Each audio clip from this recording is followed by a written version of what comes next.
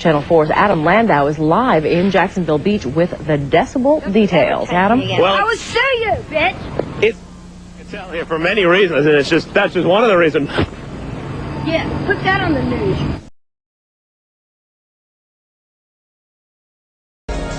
Welcome to Morning Brew on the Orion Talk Radio Network in 1650 AM, Tonawanda, New York. I am your host, Gwen Caldwell. I'm changing the format at Morning Brew a little bit, and we are going to start having regular guests on the show. So today is the first of one of those new shows that we will be having every Monday. It's the Lazy Dissident Show with Lori Frary. So welcome to the show, Lori. Thanks, Gwen. Thanks for this great idea. I'm glad you're doing it. So, Lori, I think what I want to do today is have you just talk about the program, the overall objective and the vision of the Lazy Dissident. Okay. Thank you for this opportunity right off the bat, because this is a new group, it's a new movement we are creating. It is 100% grassroots. It is unfunded, and we intend to keep it unfunded. We have a group of people who originated this. I was the creator of the name, but the local group of friends that I have in Sarasota, Florida, got together and communicated that, well, it's time that not only we figure out ways to take our country back from a grassroots level, because occupying is not working and Tea Party didn't work, and all of the methods of getting out on the street with signs and banners and all that didn't work. Lori, can I stop you right there? Sure. Can you talk about why you think those things are not working and didn't work? Well, the reason why they didn't work is not for lack of trying. They didn't work because the government, from the top down, police departments in every state and every city that had Occupy movements, for example, they stepped on their necks. They stopped visible protesting with rubber bullets to hurting people up and arresting hundreds of people. So not only did the method not work to gain momentum, but the Gestapo police departments put an end to it.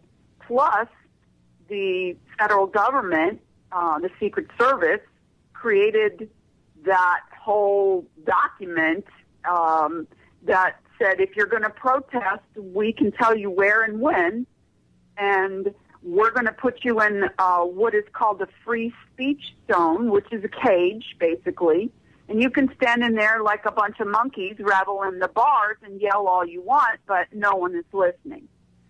So physical protesting is passé, in my opinion, because of the police state. Didn't those groups also, on some level, weren't they basically hijacked and infiltrated? Yes. One of the things that happened has happened not only in Occupy movements and Tea Party movements and every other movement, but has happened in large protest movements in other countries, is that what they call black shirts come in, and they are the so-called anarchists who create the chaos, and they start breaking windows and vandalizing and stuff like that, and it makes the entire group look like that's what they're doing. So that's one method of hijacking, and that cannot be controlled by the group. Especially a nonviolent group is not going to react to violence with nonviolence, except to stand around and circle these people and say the whole world is watching and shame, shame, shame, and all the things that they did. But that doesn't prevent that from happening. Okay. So people themselves have the ability to control the country, the message, the movement, simply by their non-action, non-compliance, non-participation, and that's what this movement is about. Okay, so, all right, so go on. But I just wanted people to be clear about why that whole protest thing isn't working. And so, well, I'll give you another example real quick, and that is when I as an individual first heard about the Occupy New York, Occupy Wall Street concept. Some friends of mine on a local level started our own Occupy group. It was called Occupy Sarasota, and it was in support of the general Occupy Wall Street concept. And those groups sprung up, as you know, as everybody knows, all over the country. All and over the world. First few weeks, yes. And for the first few weeks, the media completely ignored the movement, and everyone was screaming, why can't we get any media attention?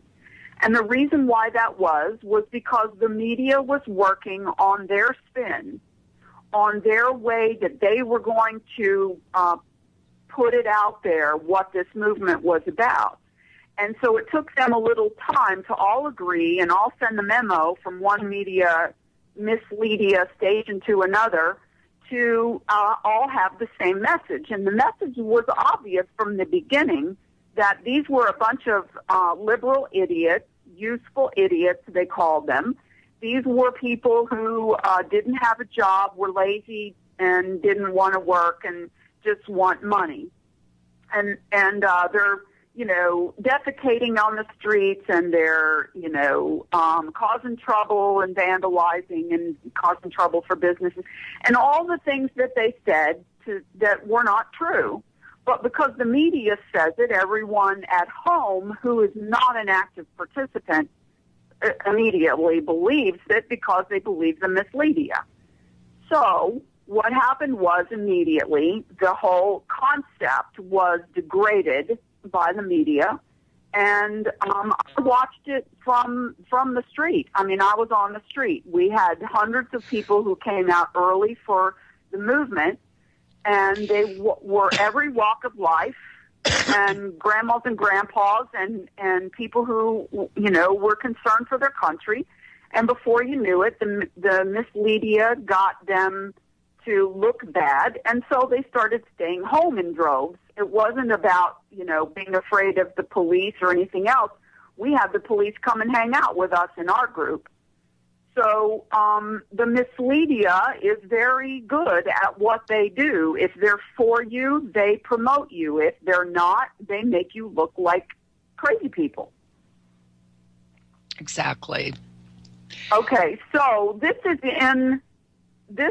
the blowback from that.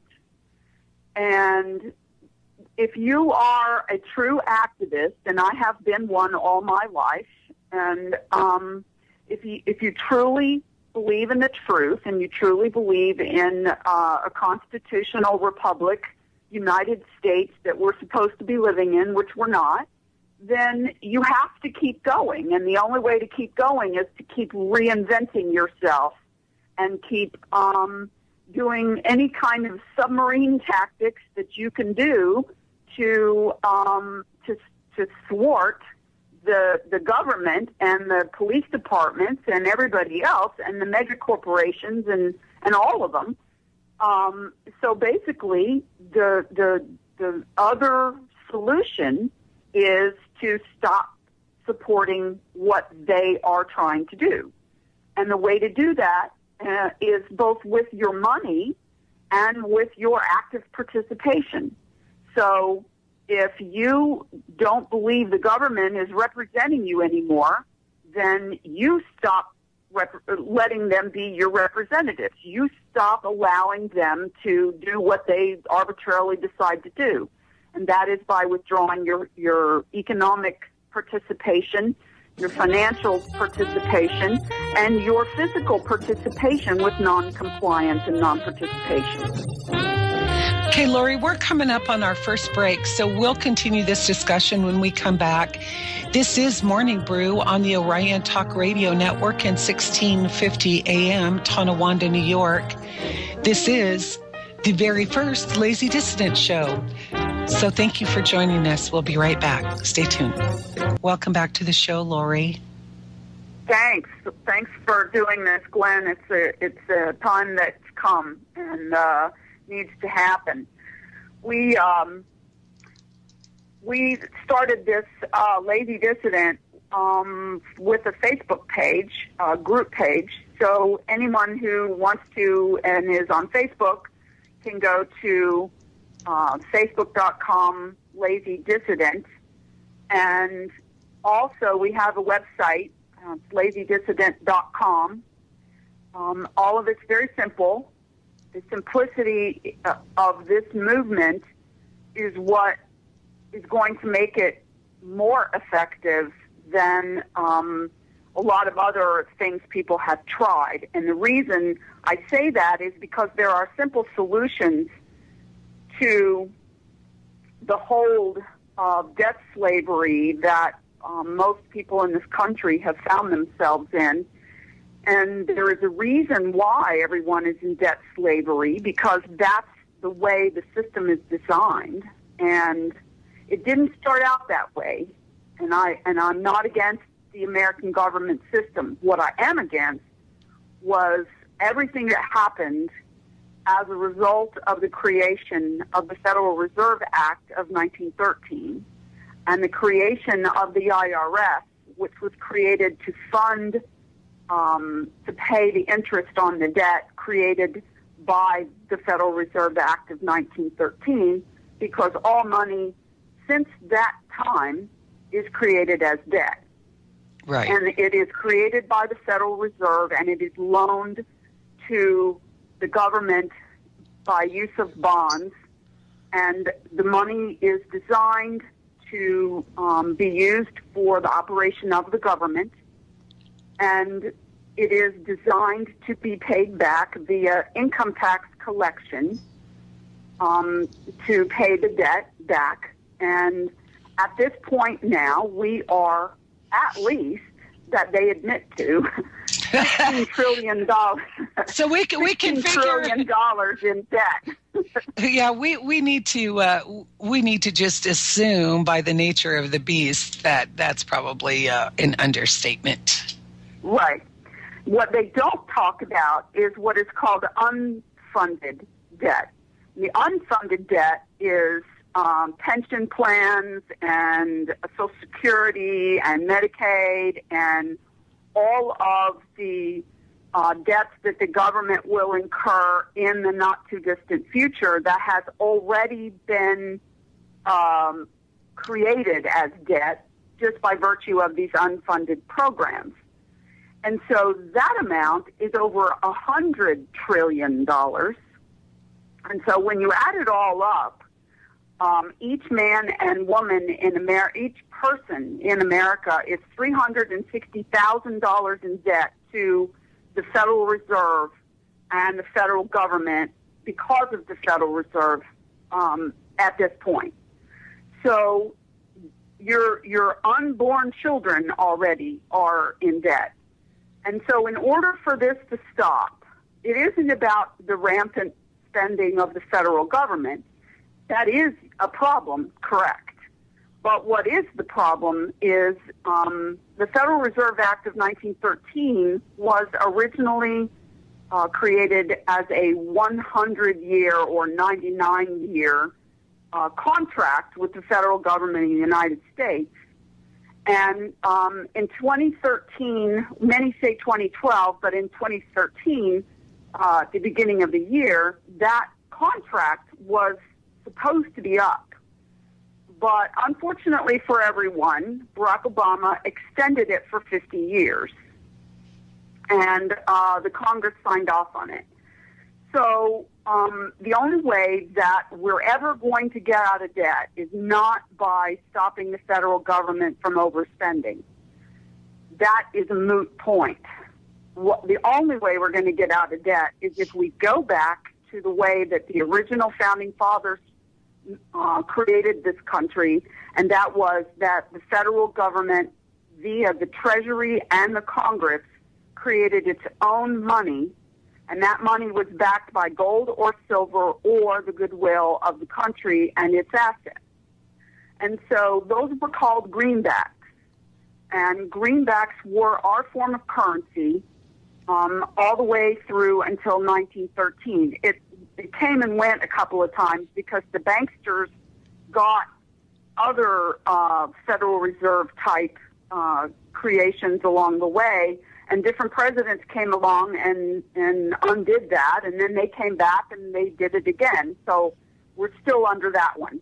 And so the way to do this, the way to undo all of this, is to undo the Federal Reserve Act of 1913.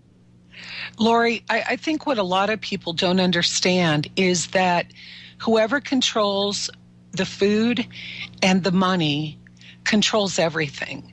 And we have a foreign corporation called the Federal Reserve with their foreign corporation, the IRS being their collection agency, that have basically hijacked the financial well-being of this country. And I don't know why it is so difficult for people to understand that that is the core of what is going on with the financial situation in this country. And what creates the debt is that they're buying the money from the Federal Reserve Bank at dollar value plus interest. And so every time you spend a Federal Reserve note, you're contributing to the demise of the economic well-being of this country. Well, that's exactly correct. And this has been a slow and steady plan. Most people do not understand because most people weren't even taught this in school. It was sort of glossed over. The Treasury and the Federal Reserve and all these terms were just sort of glossed over, and most kids in school could really give a big rat's butt about how the economics of the country works when they're 15, 16, 17 years old, and they go through econ in high school. So it's the responsibility of every single person in this country who pays taxes and lives here to understand and know how their government and their economics of their country works. Now, Lori, so if people... what every single person needs to do is they need to sit down and they need to simply Google the Federal Reserve Act of 1913, and first and foremost, they need to understand that the Federal Reserve Bank is not officially a part of the federal government of the United States. That's the first thing they need to understand. The Federal Reserve Bank is no different than Federal Express that comes around and delivers packages. It's Lori, an independent company. I'd like to interject right here, because if people would organize local lazy dissident groups, you could educate the group about this and do, just do a meeting that does nothing but educate people about what has created this problem and what the facts are. And that is one of the beauties of these individual groups. This is Morning Brew on the Orion Talk Radio Network in 1650 AM Tonawanda, New York. The Lazy I am your host, Gwen Caldwell. It is the Lazy Dissident Show today.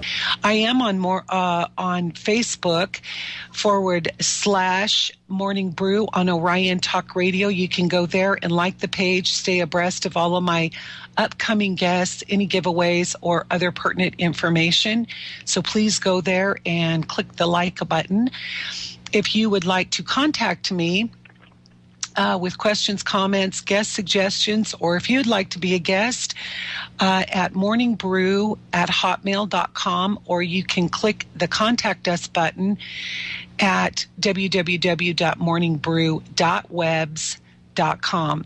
Also, I'd like to let everyone know that the guests that I have on my show, I always post a link to their website if they've got one in my Morning Brew links on that links page. So you can always go back there and get more information about the guests that I have on this show. Okay, Lori, well, welcome back to the show. So what we've covered so far is organize within your own community. It's kind of a leaderless resistance. Lazy dissidents don't have to get up and go out in the streets. They just have to stop participating. And we really need to make an effort to get people educated about what's causing the problem. But the lazy dissident is about more than that. It's about networking internationally as well as nationally, and starting state groups. And I wonder if you could just talk a little bit about that and how people can be involved in that. Okay. The easiest and fastest way to become a lazy dissident is to go on Facebook and or join our group page, and it's simply just called Lazy Dissident. The second thing is there is an event link up on there, and the event is used to have people come forward who want to create their own pages and their own groups in their own communities and states. Would like to have somebody come forward from each state and create a state group, just so we show the powers that be that we have power in every state and support in every state in the country. The second thing is that we utilize the Lazy Dissident Facebook page and the website, lazydissident.com, to disseminate information about activities and about how you can get yourself off the grid and off the treadmill. And any group actions that we are collectively coming up with, such as boycotts or local events in different communities, we can help disseminate the information for that as well. The idea behind Lazy Dissident, and the reason we all know what the word dissident means, it means people who are opposed to the way things are being run. And the word lazy is people that don't want to do anything. And so we put those words together to show that you don't have to go out and put a target on your back by being a protester. You don't have to even let the government, identify you as somebody who is opposed to them by being out on the street with a sign, because all of the things that we're asking people to do are all things that they can do from the comfort of their own environment, whether it be in their community, in their neighborhood, or in their easy chair at home. And so that's where the concept for Lazy Dissident comes from. The idea for Lazy Dissident comes out of frustration for not being able to do the things that typically we've been able to do in this country and that we have laws to allow us to do since this country was created, and that is to redress our grievances to our government via using our voices to vocalize, to protest. And we can't really do that anymore without facing rubber bullets, arrest, and pepper spray. Well, and people too, the petitions, I think, are an absolutely worthless effort. And and I advocate calling and writing to your legislators. But when you start signing these mass petitions, I really don't. I think they go in file 13, they go in the shredder, whatever. It's not effective. You have to, what they care about are votes and money. And so you have to hit them in an area that matters to them. And you, the people, all you are is a tool to make them more money or give them more power. So when you start stepping back away from that power, you quit giving them that power and you quit feeding the power machine and the corporations, it kind of puts the skids on things. A lot more effective than signing petitions. Well, yes, absolutely. Petitions have become worthless because most petitions have been deemed not able to be traced because people do it online and they're not willing to, actually sign their name on a piece of paper physically. People don't go door to door anymore and meet people and have them sign a piece of paper. It's all done digitally, with technology. And so anybody can click on a petition and they can live in India for all we know. And so the government just totally throws those out. They're just used for numbers. So the method that we're trying to promote is very simple. If you understand that the government's banking system, the Federal Reserve and the national banking system, and we already know, we've already been told that the FDIC is broke. So we already know that these banks are not going to be bailed out by the FDIC anymore, and that means your deposits in the bank are no longer covered fully by the FDIC. If the bank started to fail, FDIC has failed. So that's one thing that you need to understand, that the banking system is completely corrupted and it is also completely broke. The derivatives market and all that stuff that you've been hearing about that you've never taken the time to really fully learn about and understand because it just seems too big, too hard to understand. It is hard to understand, and they've done that way on purpose, so that you won't understand it. So you'll just keep going along with the system and hoping that these people know what they're doing. Well, they don't know what they're doing, but the one thing they are doing is that they're bankrupting our country. And when you see countries that are physically bankrupted, like Greece and Iceland and all these other countries, the only reason we aren't officially bankrupted yet is because they haven't announced it. We're broke. Well, we're bankrupt. Right. Absolutely. Well, we've been bankrupt since 1933, and it's only gotten worse. Lori, I think it was a year ago, I said on my show that we need to, if every single person, for every person in your household went out and bought 1 physical ounce of silver, and that would not cost you more than $30 a person or $32 a person, something like that.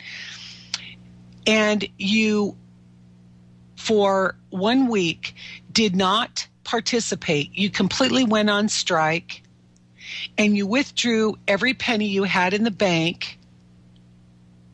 It would stop this. I mean, in a week, it would be done. It would be done. Well, everybody has to do it at the same time. That is the reason why we're trying to build as many numbers of people who understand this concept as fast as we can and as realistically as we can, because it doesn't help to boycott if only 3 people do it. Right, exactly. But it sure does help to boycott if everybody does it. Yeah. And so that's the beauty of the lazy dissident concept, is that if everybody agrees together, today's the day we're not going to buy gasoline. Today's the day that we're not going to buy anything from Walmart. Today's the day we're not. Go ahead. Lori. Okay, well, welcome back to the show, Lori. I want to talk about we were talking during the break. This is a movement that you are not going to see on the mainstream media. You are not going to be seeing people pepper sprayed. You are not going to see people being hauled off and handcuffed and beat up by the police, shot at with rubber bullets, getting your heads bashed in with batons and that kind of thing. What you are going to see in this movement is the quiet resignation of participation, which shuts the machine down. And I tell you what, it was such a happy, glorious moment for me last week when Walmart was whining about how their profits have dropped. Oh, good. Hopefully people are waking the hell up and not supporting that place anymore. Yay. I could care less. Walmart has put so many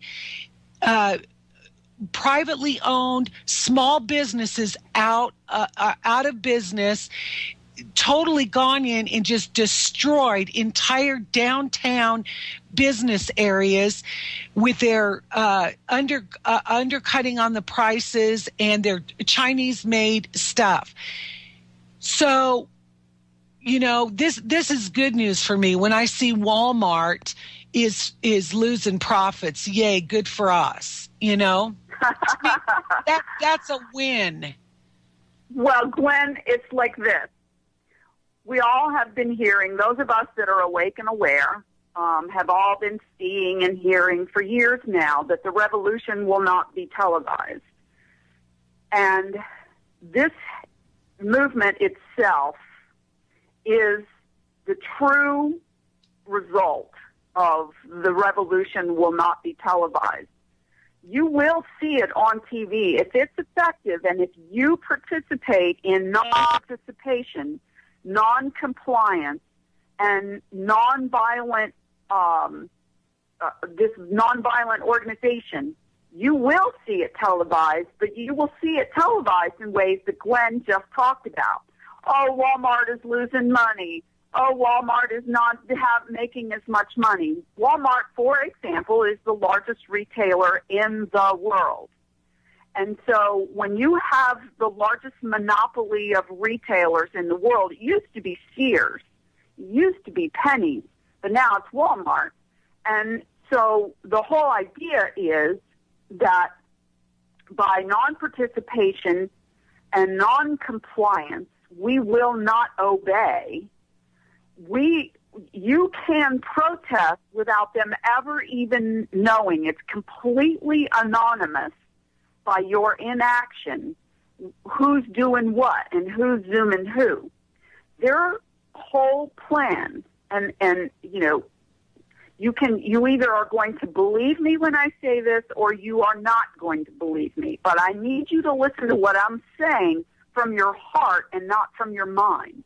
Because your mind has been infiltrated, whether you like it or not, by the propaganda and the indoctrination that you have been unable to disengage from for your whole life. No matter how old you are, you have been under a form of propaganda and a form of indoctrination your entire life if you live in the United States of America or any Western country.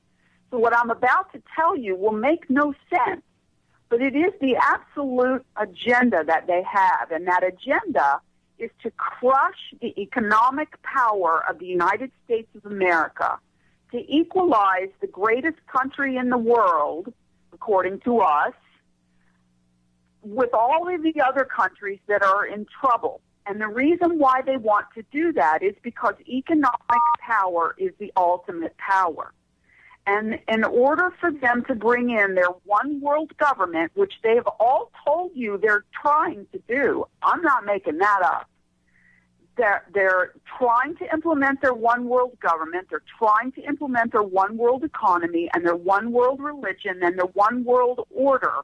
And the reason why they need to crush the United States of America, and they're doing a damn good job of it, is because we're the only power left that needs to be crushed so that the UN, the Agenda 21, the New World Order can implement their programs. Now, if you want to live in total communism, which is what this is, it's disguised completely, but that's what it is. If you want to live that way, that's where you're headed. I, for one, do not choose to live that way. And I am praying to you all that you will hear this message of the Lazy Dissident Movement and non-participation, non-compliance, because you need to join with us. And you need to do the same things we're doing in your own way. There's no rule, there's no law, there's no leadership. You need to do the same things in your own way that we're all doing in order to buckle these people to their knees and take away their financial independence and put the financial independence back in our hands. And we need to also work on interdependence. And that means you, your friends, your neighbors, and your community need to work together to take their power back. Well, and Lori, there's so many alternatives to supporting these conglomerates. You and I were talking during the break. Why would you go to a store and pay $50, $60, $70 for something that you can go to the secondhand store or the consignment store or a garage sale or an auction and get for a fraction of the money? Not only does that put more money in your pocket, but it takes the money out of their pocket. Why do you keep participating? And the tax thing, taxes on income are different than taxes on wages. You are being taxed on your wages because you signed a contract with them called a W-4 form to be a voluntary taxpayer. All of these things keep feeding the machine so that they can keep grinding you up into Soylent Green. Wake up. Well, exactly. And also, when you really start to be involved in this concept and in this movement, and you start to do one thing and then the next thing, it becomes completely as addictive as consumerism does. I know. You learn to be an anti-consumer, and they're choking you at the neck and they're choking you at the waist, economically. So the only way that you can fight back is to consume less. Well, if you choose what you consume instead of listening to the latest commercials on the television of what, go buy, go get this, go, you have to have one of these in order to be cool. The coolest people I know are the people who understand that consumerism on a global scale is bad for the world. Right. If it's bad for the world, then it's bad for humans. If it's bad for humans, then it's bad for you. So stop even thinking about being a consumer and start being a creator.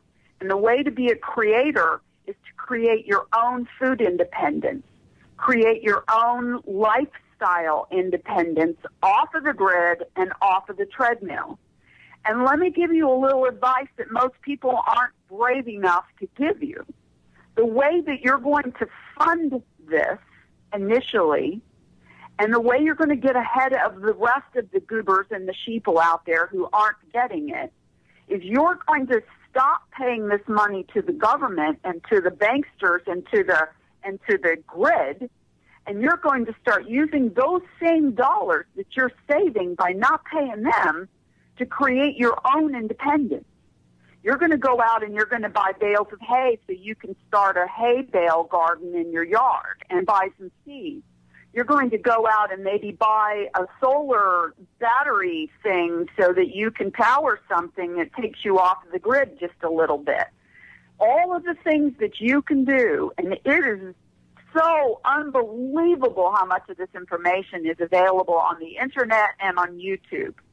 Right. And if you come to the Lazy Dissident webpage and you come to the Lazy Dissident Facebook page, you will see all of our people are posting one after another valid ideas to get you off of the grid, to get you off of the treadmill. Come up with a way that you can create a cash job that you can do, whether it's a jobby to start with, meaning a hobby or something that you have mastered that you're good at, that you can make money off of, and start out doing that so that pretty soon when you lose your freaking job, if you still are fortunate enough to have one, you still have you've already created a backup that you can do in your community and your neighborhood for cash or for barter. Okay. There are our time banks, too, everywhere. Lori, that is our show for today. Thank you for joining me. Be an anti-consumer.